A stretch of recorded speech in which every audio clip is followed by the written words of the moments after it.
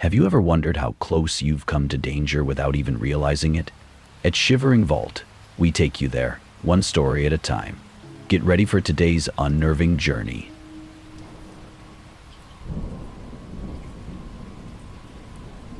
I'm not the kind of guy who buys used furniture off Craigslist, but money was tight. My wife and I had just moved into a new apartment, and our dining room was still barren. So, when I found a listing for a solid oak dining table with 6 chairs for $50, I jumped on it. The seller was a man named Joe. He replied quickly, gave me an address, and told me to come by that evening to check it out. It sounded straightforward enough. When I pulled up to the house, something felt off. It was in the middle of a quiet neighborhood, but the house itself looked neglected. The lawn was overgrown, the paint was peeling, and the porch light flickered weakly in the dusk. I double-checked the address. It matched. I told myself not to be judgmental. Not everyone keeps their house pristine, right? I knocked on the door. "Come in," a voice called from inside. A moment later, the door opened, and a man stood there. He was tall and thin, with greasy hair, and a nervous smile. He wore a stained flannel shirt and jeans. "You here for the table?" he asked. "Yeah," I said. Do you still have it?" "Oh, yeah. Come on in. It's in the back." The moment I stepped inside, I regretted it. The house was empty, not just sparse, completely empty. No furniture, no decorations, nothing on the walls, just bare floors and a faint smell of mildew. "Where's the table?" I asked, my voice echoing slightly. "Back here," Joe said, waving me deeper into the house. As I followed him, I couldn't shake the feeling that something was wrong. The floors creaked with every step, and the air felt too still. My eyes darted to the walls, where faint outlines of picture frames could still be seen, as if everything had been stripped away in a hurry. We walked into what looked like a dining room, but there was no table. Instead, the room was filled with cameras. Tripods, lenses, and lighting rigs were set up in a semicircle, all pointing toward the center of the room. There was a large tarp spread across the floor, and against the far wall, a collection of tools, saws, hammers, and other things I didn't recognize, were neatly arranged on a table. Where's the dining set?" I asked, trying to keep my voice steady. Joe didn't answer right away. He just stood there, smiling. "Don't worry," he said finally. "We'll get to that." My stomach dropped. My instincts screamed at me to leave, but my feet felt rooted to the spot. "What's all this?" I asked, gesturing toward the cameras. "Oh, just a little side project," Joe said casually. "You know, for the internet." He walked over to the tarp and motioned for me to come closer. "Yeah." "Stand here for a second," he said. "No thanks," I said, taking a step back. "I think I'm good, if you don't have the table." "I didn't say I don't have it," he interrupted, his tone suddenly sharp. That's when I noticed the door. It was a heavy steel door on the far side of the room, bolted shut with multiple locks. Scratches marred the surface, like someone had clawed at it from the other side. "What's in there?" I asked, my voice trembling. Joe's smile widened. "Oh, you don't want to know." I turned to leave, but he stepped in front of me, blocking the way. "Leaving so soon?" he asked. "You just got here." My heart was racing now. I glanced past him, calculating the distance to the front door. "Look, man, I don't want any trouble," I said. "I'm just here for the table. If it's not here, I'll go." Joe tilted his head, his smile fading. "You came inside. That means you're staying. At least for a little while." I didn't wait for him to make the next move. I shoved past him and bolted toward the front door. He grabbed at my arm, but I yanked free and sprinted out onto the porch. Behind me, I heard him yelling, his voice distorted by rage. "Don't come back," he screamed as I jumped into my car and peeled out of the driveway. I drove straight home, my hands shaking on the steering wheel. I deleted my Craigslist account that night and never used it again. To this day, I don't know what Joe's side project was or what was behind that locked door, but every time I think about it, I feel a chill run down my spine. Sometimes a bargain isn't worth the cost.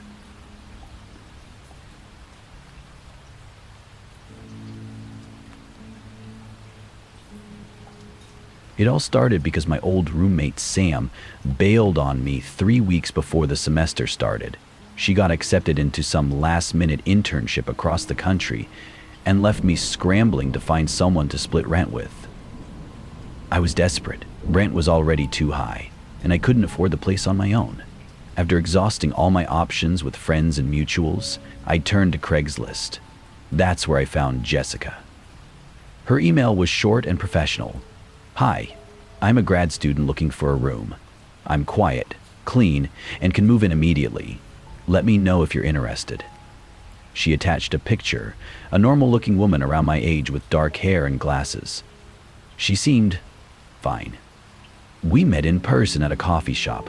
Jessica was polite, soft-spoken, and said all the right things. She didn't have a ton of stuff and could pay her share of the rent up front. It felt like a godsend. "I'll take it," I said after barely an hour of conversation. The first week was great. Jessica moved in with just a few suitcases and a mattress. She was neat, quiet, and mostly kept to herself. I thought I'd hit the roommate jackpot. But by the second week, things started to feel off. It began with small things. She'd lock herself in her room for hours, even when she wasn't studying. She'd come out late at night to cook, but never ate with me. I'd find dishes with half-eaten food sitting in the sink, even though she'd claim she never left anything behind. One night, I came home from class to find Jessica sitting in the dark living room. The only light came from the flickering TV, which was playing static. She didn't say anything, just stared at the screen. Hey Jessica," I said, trying to sound casual.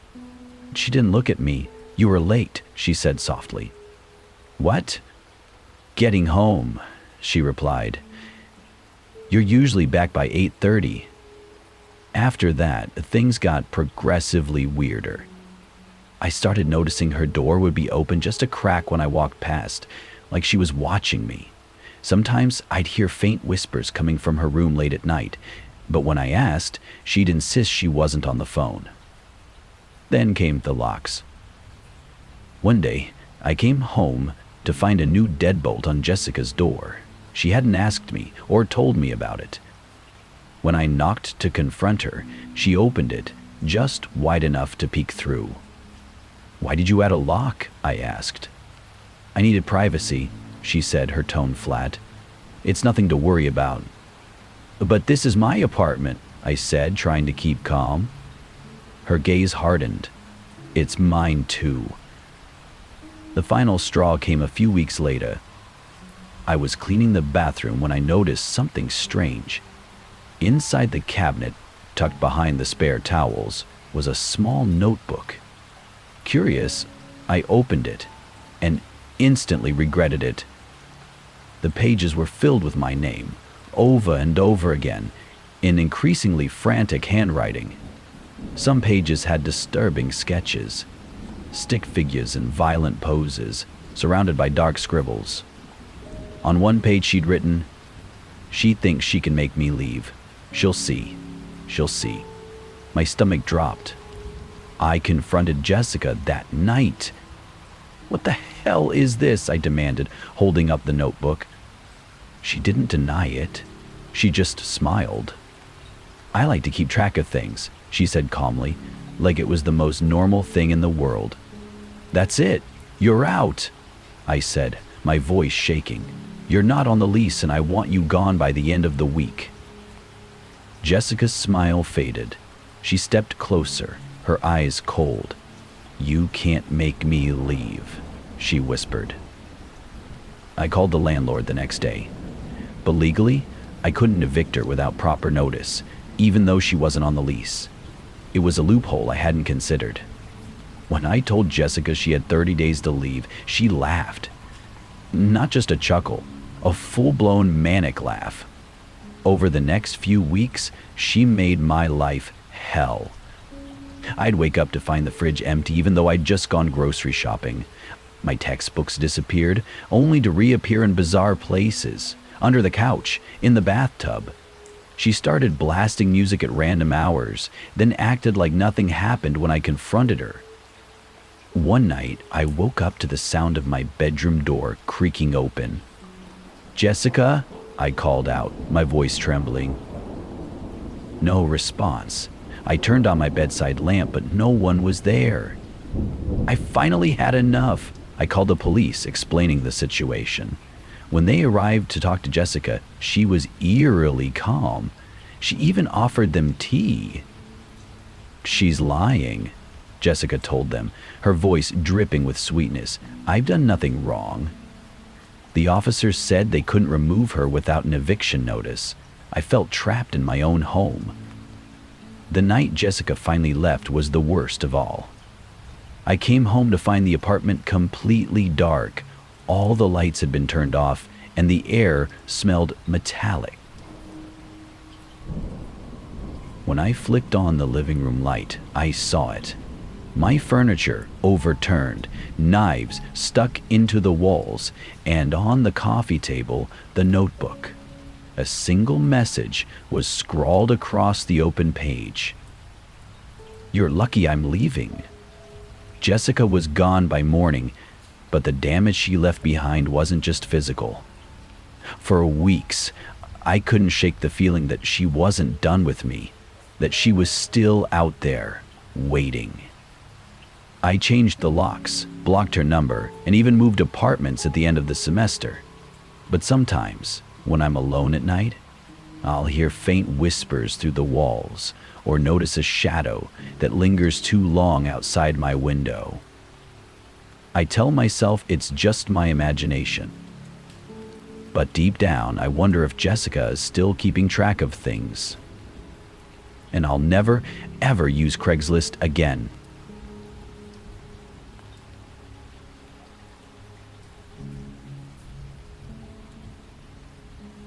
I was broke. College tuition, rent, food, all of it was crushing me. So when I found a Craigslist ad for a no questions asked delivery gig, I jumped on it. Quick cash, the listing said. $200 per package. No experience required. The guy who hired me, he never gave me his name, told me to call him Mr. L. He sent me an address and a package the size of a shoebox wrapped in plain brown paper. "Just deliver it," he said over the phone. "Hand it to the recipient directly. Don't ask questions." I knew it was sketchy, but I didn't care. Desperation has a way of blurring your better judgment. The address was in the suburbs, about 30 minutes outside of town. The house was big but old, with peeling paint and a driveway overgrown with weeds. There were no cars out front, no lights on inside. I knocked on the door, shifting nervously on the creaking porch. The door creaked open. A man stood there, tall and wiry, wearing a rumpled sweater and jeans. He had a strange smile, one that didn't reach his eyes. "You're here," he said, as if he'd been expecting me for days. Yeah, I've got a package for you," I said, holding it out. He didn't take it. Instead, he tilted his head and gestured inside. "Why don't you come in? I want to make sure everything's in order." "No need," I said quickly. "Just sign here." I held out the clipboard Mr. L gave me. His smile widened. "I don't think so. Come in, just for a moment." My gut screamed at me to leave, but $200 wasn't something I could afford to walk away from. Against my better judgment, I stepped inside. The house smelled musty, like wet carpet and old wood. The floor creaked underfoot, and the only light came from a single dim bulb hanging in the entryway. "Follow me," he said, walking toward the living room. "I really just need you to sign." "You can't leave yet," he interrupted, his voice sharper now. I froze. My fight-or-flight instincts kicked in, but he was already in the next room. I followed slowly, gripping the package like a lifeline. The living room was worse. Furniture covered in plastic, windows boarded up, a large tarp spread across the floor. "Put it there," he said, pointing to the tarp. "What?" My voice cracked. "Set the package down. There." His tone was clipped, impatient. I placed the package on the tarp, my hands trembling. "What's in it?" I asked, unable to help myself. He ignored me and took a step closer, too close. "You shouldn't have come inside," he said softly. My chest tightened. "I'm leaving," I said, backing toward the door. But when I turned, I saw something that made my stomach drop. A second man, standing silently in the hallway. He was shorter, stockier, and held something shining in his hand. A knife. "Wait," I stammered, raising my hands. "Look, I don't know anything. I'm just the delivery guy." The tall man chuckled. "Oh, we know, but you saw too much." "I didn't see anything." My voice was shaking now. "Maybe," he said, "but you stepped inside, and that's enough." My mind raced. The front door was only a few steps away, but the stocky guy blocked the hallway. My only chance was to run, fast. I lunged for the door, slamming into the stocky guy. He grunted, but I didn't stop. I sprinted outside, my heart pounding so hard it felt like it might burst. Behind me, I heard shouting. I didn't look back. I jumped into my car, fumbling with the keys, and peeled out of the driveway just as they burst onto the porch. I drove for miles, not stopping until I reached a crowded gas station. My hands were shaking as I called Mr. L. "What the hell did you send me into?" I yelled. Mr. L was quiet for a moment. Then he sighed. "You weren't supposed to go inside." "What was in the package?" I demanded. "That's not your concern," he said flatly. "Your payment's been sent. Don't call this number again." That was the last delivery I ever made. To this day, I don't know what was in that package or what those men were planning, but every time I see an old house on a dark street, I feel that same creeping dread.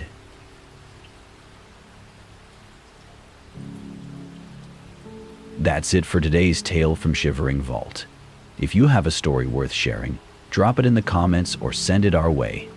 Don't forget to subscribe and share with your fellow thrill seekers. As always, the Shivering Vault thanks you for unlocking today's tale. Until next time, the vault awaits your return.